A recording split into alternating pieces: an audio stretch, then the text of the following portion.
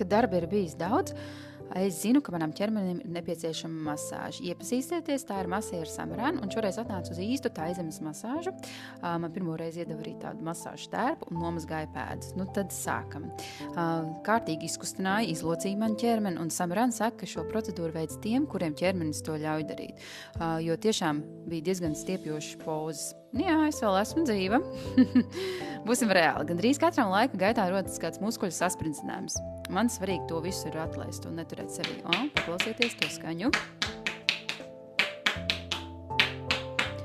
Un tad Samarana turpināja masāžu ar eļļu, kam pievienots taju balzāms, kam ir nomierinoša smarža un iedarbība. Bet tāpat tika strādāts ar saspringtajām ķermeņa daļām.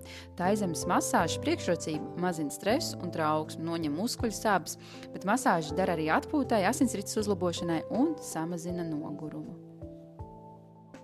Man jau masāža iet uz beigām, un es varu teikt, ka man ļoti patīk šāda veida masāžas, un nav jābrauc uz Taizemi, var atnākt vienkārši uz Sigultas centru, uz Auskļa iela 5, 2. stāvā, un saņemt to, ko citu saņem Taizemē.